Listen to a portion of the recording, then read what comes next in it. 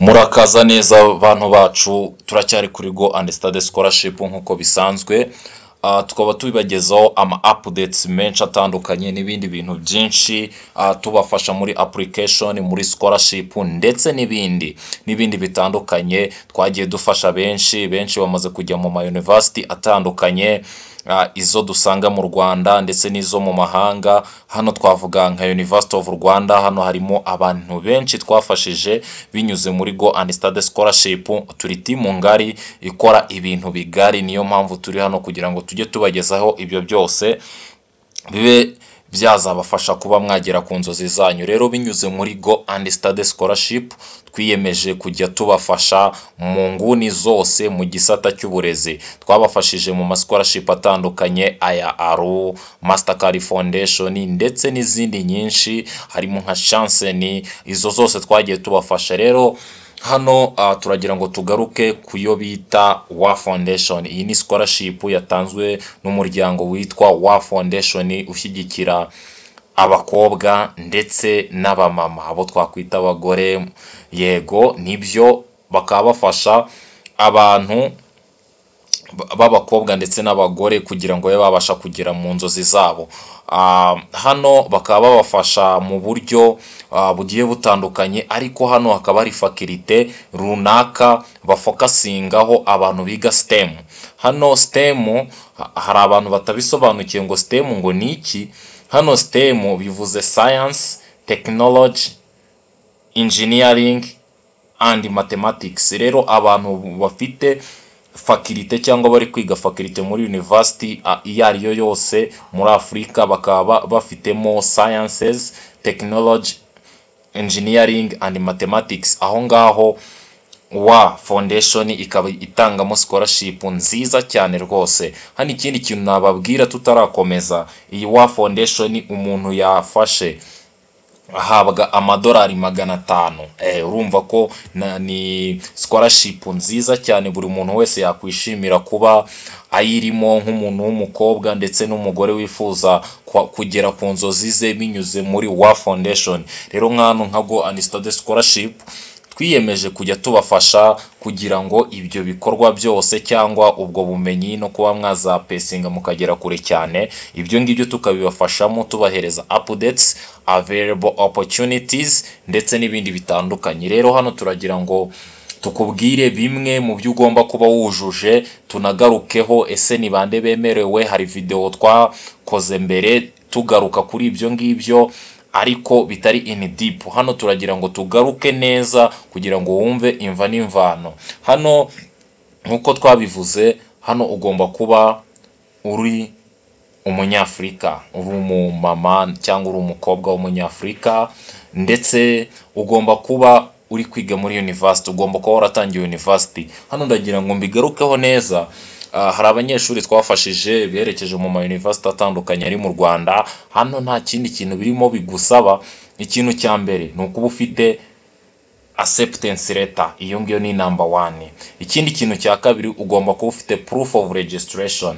Hano arawugera bakakubaza ama references atandukanye, bakakubaza ibintu bitandukanye, harimo ama letters uzakura ku ba lecturers ndetse n'ahandi hatandukanye. Rero ni byiza ko wifashisha cyangwa utureba mu buryo butandukanye, ukabanza ukareba tuno tuntu uzajya wifashisha. Hano harimo letters ebyiri uzifashisha, ariko izo ngizo ziraza gusimburwa n'icyo twakubwiye. Harimo acceptance letter ndetse na proof of registration twazifashisha kugira ngo dukonfirime cyangwa byemere ubemeze ko watangiye university. Rero ibyo ngibyo nibyo bintu nashaka kugarukaho cyane, ntibibagore cyane mwijyana kure. Hano ugomba kuba ufite utwo tuntu tubiri turaza gusimbura ayo maretere, kuko kuyabona sometime biba bigoye, ariko ni byiza ko wifashisha utwo tuntu. Application close 19th December 2025. Hano application yacu izarangira ku itariki 19 z'ukwezi kwa 12 2025. Hano rero birasaba ngo ushyiremo akagufu wihute kugira ngo aya mahirwe ataza kugucika aturuka muri Wa Foundation. ndetse nanone hano ugomba kuba waratangiye currently enrolled in a bachelor's degree program. Hano ugomba kuba waratangiye amasomo yawe muri kaminuza, umwaka waba urimo wari wo wose. Ushobora kuba utaratangira waba waratangiye induction, hano wemereye ku applying. Excellent academic record. Hano ugomba kuba ufite academic record nziza kugira ngo zibashe kuba konveka baba baguhereza iyi scholarship. Rero ni byiza ko abantu mwize ibintu birimo biochemistry, pharmacy and biomedical sciences, abo ngabo barafashwa cyane. Abantu bize computer science and information technology, aho ngaho nabo barabafasha neza cyane. Rero twagira ngo tugaruke kutwo tuntu izo criterias kugira ngo bitaza kubacika ugasanga mu gihe ahandi kure. Ni byiza ko ibyo bintu mubikurikirana hakiri kare kugira ngo aya mahirwe atagucika. Twumvishe ko batanga scholarship nziza cyane.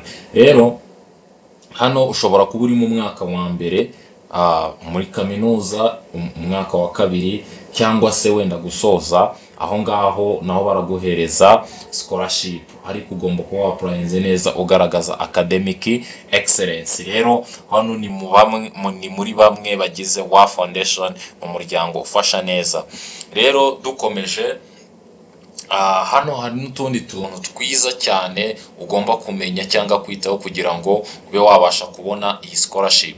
Rero hano ntabwo ugomba kuba urengeje imyaka 32. Urumva ko hano baba bakeneye umuntu w'urubyiruko. Niba uri umumama, uri umutegarugori, ni byiza ko uba utarengeje iyo myaka. Rero ni byiza ko ibyo byangombwa byose ugomba kuba byujuje. Hano online application ibindi tuzabibafasha. Hano izo letters ebyiri twagarutseho, izo ngizo, one must come from professor or lecturer at the institution, the other from academic supervisor, advisor or mentor.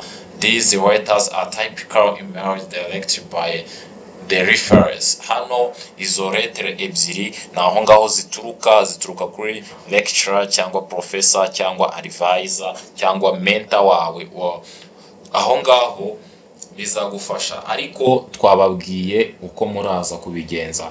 Hano nanone ugomba kuba ufite icyo bita academic transcript. Yes, hano ugomba kuba ufite academic transcript kugira ngo abigaragaze urwego rwawe. Hano ugomba kuba ufite national ID, your student ID, ndetse na national ID bisanzwe, indangamuntu, ndetse na student ID, ikarita y'umunyeshuri. naho ngaho ugomba kuba ufite, ukabifotora ukabitwoherereza kugira ngo tugufashe. Rero submission, reka ube mu bambere kuko harabo tumaze gukorera, tumaze gufasha mw'ibyo bintu, kubafasha kubandikira ama S form. Harimo byinshi, ariko ni byiza ko dukomeza kugenda tubereka amahirwe atandukanye kugira ngo azabafashe muri academic processes zanyu. Rero mukomeze mubane natwe, twiyemeje kujya tubafasha. iracyari Go and Study Scholarship. Twariyemeje kubakorera ibintu byiza, tumaze gufasha benshi, nawe waza ukiyongeramo kugira ngo academic process yawe izagende neza, ariko amakuru wayavanye muri Go and Study Scholarship. Turi timu ngari ibafasha umunsi ku wundi kugira ngo ibintu byanyu bigende neza. Rero iyi wa foundation ni yawe. We wize sciences, STEM nababwiye cyari cyo science, technology, engineering and mathematics, ukaba waratangiye university cyangwa ugiye kuyijyamo, ni byiza ko waza tukagufasha. weho umukobwa nawe umutegarugori, aya mahirwe ntagucike. Rero turacyari kumwe, mukomeze mubane natwe kuri Go and Study Scholarship. Twiyemeje kujya tubafasha mu nguni zitandukanye, mukomeze mubane natwe. Turabishimiye cyane nk'abafatanyabikorwa beza. Murakoze cyane.